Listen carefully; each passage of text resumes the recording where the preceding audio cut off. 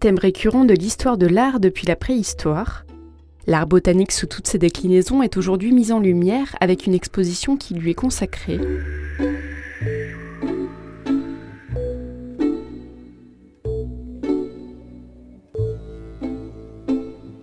L'artiste Frédéric Bodinier y a participé en travaillant sur le thème de la peau et expose des œuvres à la fois au château de la Petite Malmaison et à l'école d'art.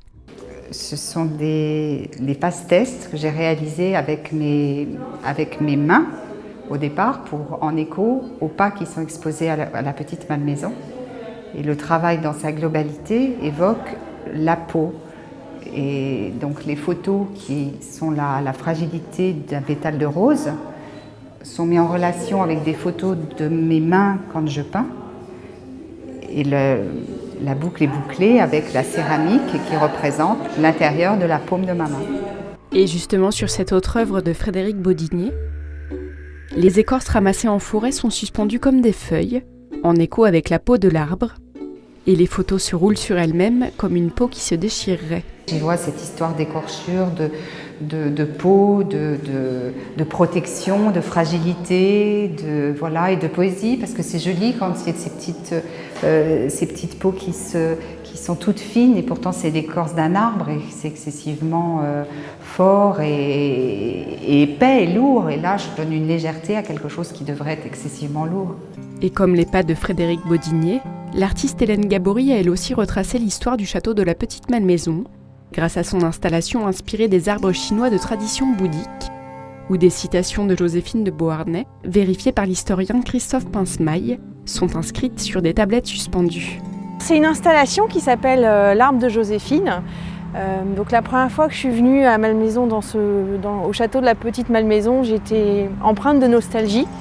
Et donc je trouvais que c'était un lieu très poétique et j'avais envie de faire parler cet arbre. Donc ça appelle aussi au voyage à travers le temps. L'idée c'est de retrouver Joséphine qui marchait ici il y a 200 ans finalement, puisqu'on est dans le jardin qui abritait ses serres. Et donc voilà, c'est cette nostalgie-là qui n'est pas liée à ma personne, mais qui est plutôt, j'ai l'impression que les lieux nous parlent.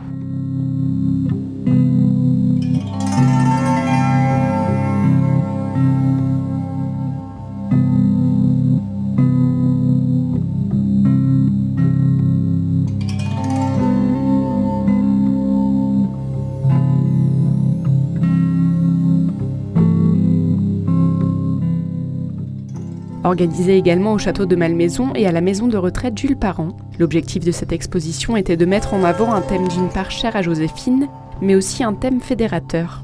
C'est un thème qui peut parler à tout le monde, c'est-à-dire chacun a ramassé une feuille, a regardé une rose, a senti une fleur. Donc c'est quelque chose qui est simple, libre d'accès et tout le monde a un petit vécu par rapport à ça. Alors si vous aussi voulez découvrir l'art botanique sous un nouveau jour, sachez que des expositions, spectacles, lectures, performances et installations sont prévues dans ces 4 lieux de Rueil-Malmaison jusqu'au 30 juin.